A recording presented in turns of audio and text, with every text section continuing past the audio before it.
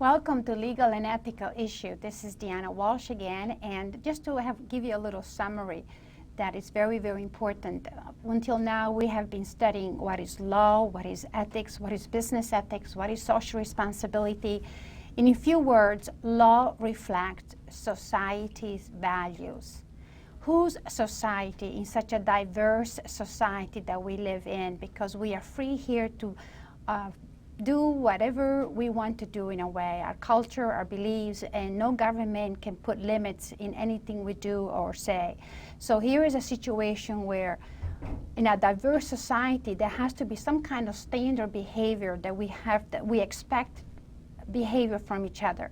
And one of the things that I want you to share, how much the legal system then reflects that freedom, that if I believe that what I'm doing is protected under the Constitution, then I have right to go to different tiers of the court system, because the judge is the one that's going to have the authority to say, yes, that is acceptable, not, that is not acceptable.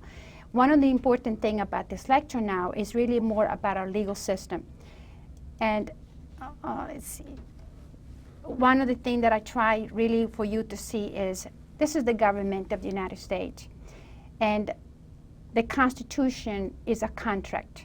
The Constitution is a contract between the individual, we, the people, and the government. It's not a contract between me, the person, and you, the other person. The Constitution is protecting the individual against the government. The Constitution is saying, we are the government. We, the people, are the government, and you, the government, will be elected and appointed by us to protect us, to provide employment, to provide safety, and all those beautiful things that we need the support or help and whatsoever. But however, the Constitution is saying, we are the people, and government don't tell us what to do. And when you have something for us to do, then we're going to appoint you or we're going to elect you to be part of the situation. And this is a beautiful chart just to see how under the Constitution there are three branches. The Congress, you have the executive, the president, and then you have the court and the judicial branch. And the one thing nice about it is there's a check and balance between them, because Congress sometimes goes too far and start telling us all kinds of things that to protect society at large, because Congress writes laws that we call statutory laws. Statutory laws protects the people at large. It's for the good of society. The president is the one that then appoints all the different agencies, and I usually call the fourth branch of government, but it really isn't. The EPA, the Department of Education, the Department of Energy, now the new Department of Homeland Security. They are all appointed by the president, and each commissioner of each agency is member of his cabinet. And it's very, very interesting because the fourth branch of government, like the Department of Homeland Security, there is no check and balance. They have their own decision, their own cases, there's no jury, there's no check and balance. They just do it for the good of society. They are the one that's there. As soon as one of us, we the people, are injured by one of these agencies, then we can go to court and we can ask the court to say, hey, the government is chipping away our right or our freedom. And this is a very good chart to show you that all of us, we the people, are the government, and everybody else is supposed to be under us or servicing us. Where other country, the other 94% of the population, they have a government and the government writes the Constitution. We have it the other way around. This is what our framers wanted to do. They didn't want our nation to be like all the other nations. That we had dictators, we had kings, we had monarchy telling us what to do. We wanted to be the people telling the government what to do. So what are the source of our law? The Constitution is the primary source of law in our nation. Then we have statutory law, and statutory law is law written by Congress. And Congress' purpose to write laws is to protect society at large, the greatest number of society, the reasonable people. And the reason why we accept their statute or their laws is because we elect them. We elect them to go to Congress, hoping that when they get to Congress, they're going to write laws to protect us, the best of society. An example is Megan's Law. Megan's Law is a legal law. It's Congress. However, the Supreme Court of the United States will never hear Megan's Law because in reality it's unconstitutional. Because as much as we want to, the person that is sexually harassing or abusing a child or doing damages to our children, he already paid time in jail, and then nowadays Megan's Law says he's free to go out, but before he moves to any town, it has to notify the police, and the police has to notify the people. And so in a way, what, according to the Constitution, we are discriminating against the crimes.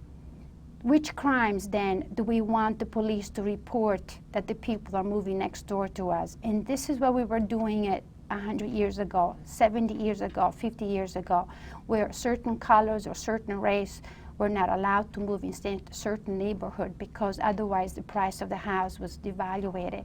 And that's what Megan's Law does. And I have people sometimes that calls the office and say, we just got a notice from the town that there is a person that is molested a child sexually.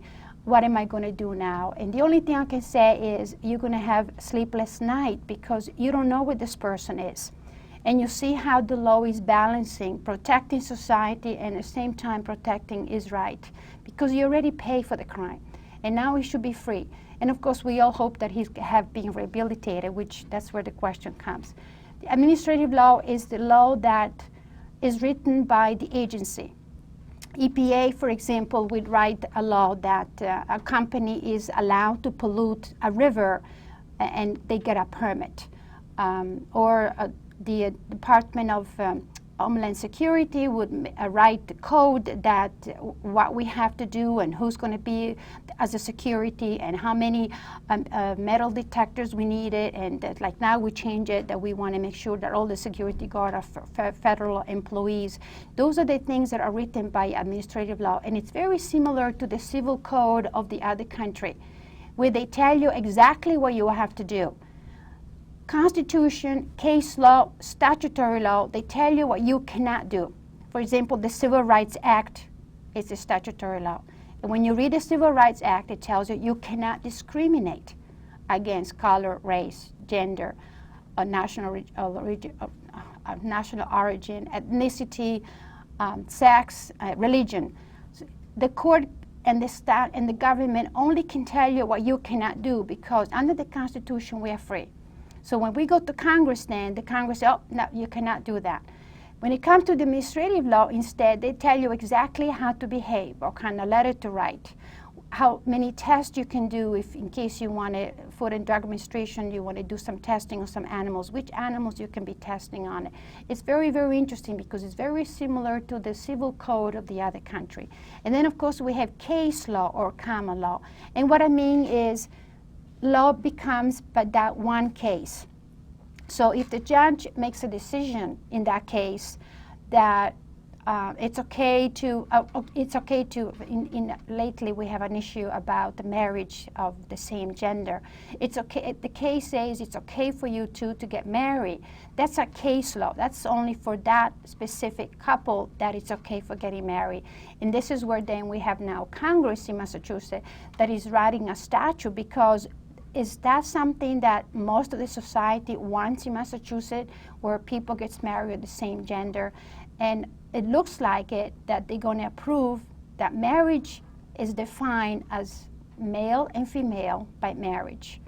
And if they're going to accept the a behavior of same gender, they're going to change a word. They're not going to call it marriage. I don't know what they're going to call it, but that's what they're working on it, because the definition of marriage is there. Has to be a male and female. So if two female wants to get married or two male wants to get married, this is the state of Massachusetts is going to make a statute, but they're going to change the word. In the meantime, we do have one case law, and that's because of that case that we have that law. Does not mean that because of that case law, everybody else now can get married in Massachusetts. And this is why Congress comes in. It's very, very important. Constitutional law. The law is expressed in the Constitution. And the various, that's another very important thing. We have the United States Constitution, but then every state has their own constitution. The United States Constitution is the supreme law of the land. State constitutions are supreme within their state. New Jersey, for example, we have a wrong constitution. Pennsylvania has the wrong constitution, and they are different. They have to be better or more stringent or more protective of their own taxpayer. So New Jersey knows more about the people that likes to be in New Jersey. Pennsylvania knows about that's why you see some people, they like to go to Montana, they like to go to California. Different states have different constitution, and of course, they cannot violate the United States Constitution. They cannot violate. That's very, very important.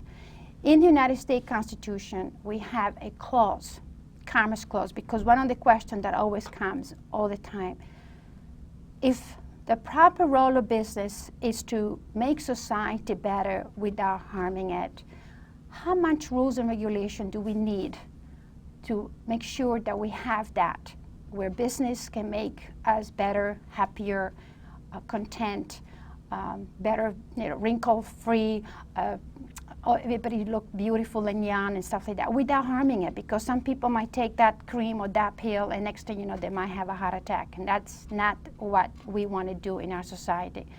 So one of the first case that I remember coming across that I thought was very interesting, there was a dispute between New Jersey and New York, and New Jersey had a lot of cows and a lot of land, and they had a lot of milk, and New York did not.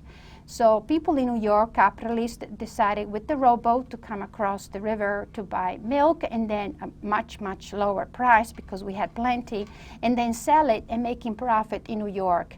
And all at once, New Jersey says, wait a minute, if you're going to come over and take all our milk, then we're not going to have any milk for our own people here in New Jersey because the cow can make so much milk. I mean, we didn't have all the technology that we have today. So next thing you know, New Jersey will not allow New York people to come to New Jersey. And of course, New York says, well, who makes you boss now? We are a nation. I'm free to travel. We have the freedom of travel. We have the freedom to go from state to state. Nobody should stop us, ask a passport or ask where you're coming from or anything like that. We have the freedom to do that in this country. It's not like in other country. So next thing you know, when they had this fight, where to go to resolve it? So they went to the federal court, which is the national court, the district court, and next thing you know, the district court, the judge says, well, do I have authority to interfere with something that is happening in the state? And what the court decided in this case that I just shared now is that, yes, the federal government can interfere in something that's going on with the states if whatever dispute they're having a problem with interferes with commerce, interferes with trade. Because when we had the 13 colonies, every colony had their own language and their own currency. And we became one nation because of trade. So in the Constitution, Commerce Clause is very important. Because of the Commerce Clause, this is where the government regulates business almost for everything that we can think of. I can't think of. Statutory law, again, is from Congress. And you have statutory from the federal Congress, and you have statutory law from the state Congress. And they set up legislature that protects the society at large. Very, very interesting that way. Administrative law, like I explained today, is rules and orders and decision of federal and also state government. The federal administrative agency are created by enables legislation enacted by the Congress. And agency functions include rulemaking, investigation, enforcement, adjudication, and they have no jury, no trials. The judge makes the decision. And there's no check and balance. They just go on and do it. And we try to take them to court, and it's a matter of definition of terms. Well, this is what we mean, this is what, and sometimes we go back, what was the intent of the Congress to write this law? Was it the intent to discriminate, to stop some kind of value, or some kind of issue, or some kind of behavior that we as a society would not accept it? And of course, case law is a judge-made law, including interpretation of constitutional provision, of statutes, and regulation created by an administrator. This is very interesting. Whenever me, the individual, me, the business, I, myself, the business as an entity, start questioning that I have been limited by this new rule, then I go to court and question it. When I was working in a corporation, we used to read proposed rules and regulation. And it was very interesting because most people, you and I, don't do that. We don't have the time. But in a corporation, we would have the law department, and I would be in charge of reading the employment benefit rules and regulation that are coming out. And the EPA about violating the rivers and the air pollution and the ground and waste and different things. And whenever we saw that there was a proposed rule that would interfere or would make us spend more money, or it would not be able to comply with, we will have 90 days to get an exception, to write something about it, so that the Congress or the statute or the legislatures were kind enough to modify it upon our request. Something that we, the people, you and I, don't have time to do things like that. But it's very, very interesting because they have 90 days. If nobody says anything after 90 days, automatically it becomes law with no questions. Classifications of law. Now that you have the sources, which is very confusing. Again, Constitution is protecting the individual against government only. Statutory law is protecting people at large, society at large. Not everybody in society at large, the 65%, the 61%, or in other words, the reasonable people. Who are these reasonable people, or the society at large? The group of people that have little disagreement about the same issue.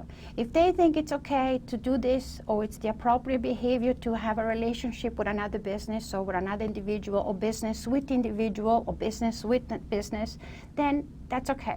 And that's what the law reflects, the value of society. Very important. You have substantive, which is the core, the meat of the law.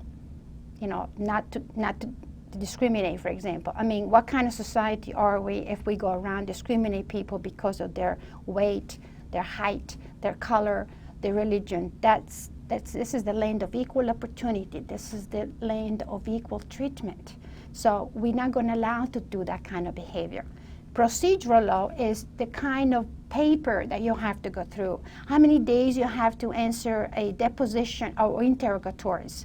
Depositions are asking questions face to face. It's almost like a little conference, and we go almost over narrowing down what really is the issue.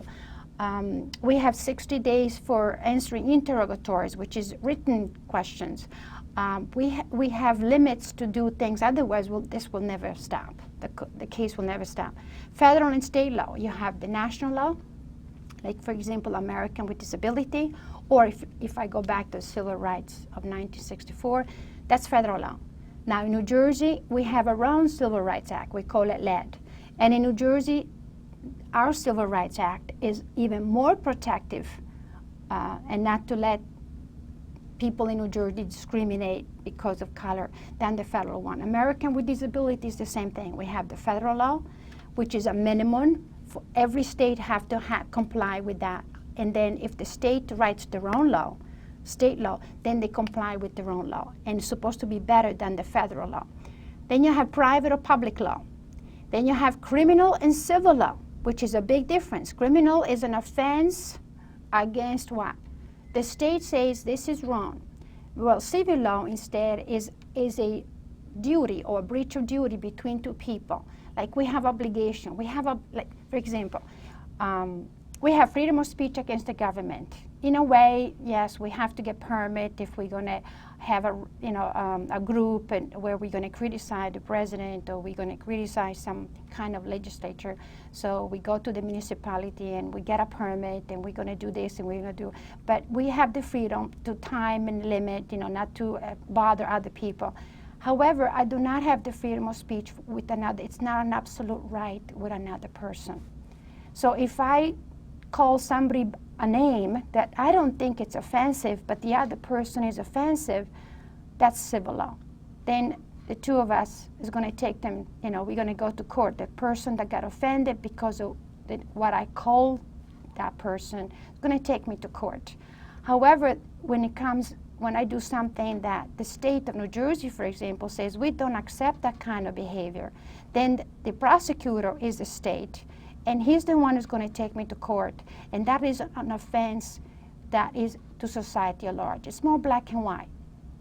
we don't want anybody to kill anybody. And right away they state, speeding, for example, we want safety. So when you have a speeding ticket, that is the state that is taking you to court. Remember, the logic behind this is always that you're innocent until proven guilty. Innocent, and when it comes to the government, because of experience of centuries ago, the government would be very quick to put you in jail, and we will not accept that. So when it's the government against us, the individual, they have to have, behind a reasonable doubt, that I have committed the crime.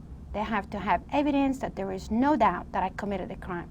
When it comes with a civil action or civil law, which is a case between two individuals, nothing to do with the government, sometimes the government is also the individual, then you don't have to have behind a reasonable doubt. Then it's a preponderance of evidence, 51%, 49%, in which we're going to go into a little bit later. Then you have national law, and you have international law. We have the federal law in the United States, but then we have international law. We have laws that certain boundaries in the water, certain things that's going, we have agreement. We make agreement with another country not to sell certain defense weapon. We have agreement with Canada to do certain things. That's international law, and not every nation is part of the agreement. So it makes it very interesting, because sometimes we have a dispute with another nation, but we don't know if we have an agreement with that nation. We might have somebody that committed a crime in this country, and then they go in France. And France, we find out that it's in France, and then we have to find out what kind of agreement we have with France. Are they supposed to send back the criminal person to our country so that we can have him arrested and trialed and do all the procedure that we have in the Constitution? And France might say, yes, I'll send you the person that committed the crime, but you cannot use the death penalty because France is against the death penalty. These are the things that makes an international law very interesting. And of course, lately we have cyber law, which applies to the internet. And that's very nice, because there's no boundaries. Sometimes we don't even know where or which court to discuss the issue. That means if I have a business on the net in New Jersey, there's a possibility that 49 states can sue me, or people from 49 states, and that is not that great. But if you take internet law, then you learn it. And of course, we have stare decisis. This is very interesting. That's a Latin word to stand on the side. And what happens is when you go to court, the judge cannot really, from the top of his head make a decision. He has to have cases while he's making a decision. And this is where we go to court as attorney. You have the attorney for the plaintiff, and you have the attorney for the defendant. And we would go to the judge. And I would have cases that is persuading the judge that that my client is not liable. And of course, the defendant or the plaintiff has cases that shows that there were other decisions from other judges, their decisions, that the plaintiff should be paid money for all the injuries caused by the defendant. Very, very interesting with that. And I have to argue and say, oh, but that cases that the plaintiff is mentioning has nothing to do with my case. My case is different from those cases. I'm trying to persuade that even if those cases, my client will be losing the case, has nothing to do with me, because my case is something different, and vice versa. And of course, then we have legal precedent.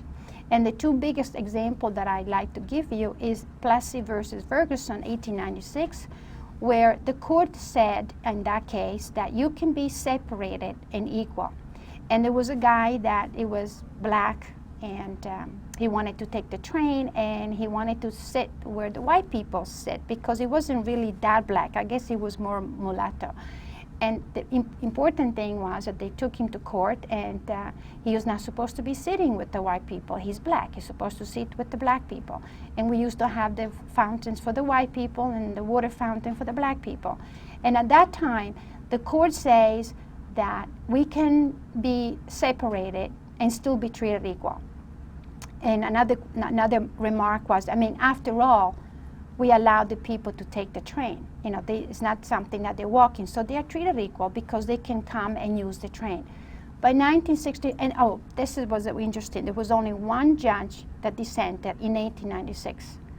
That means the 8 justices all agreed that we can be separated and equal.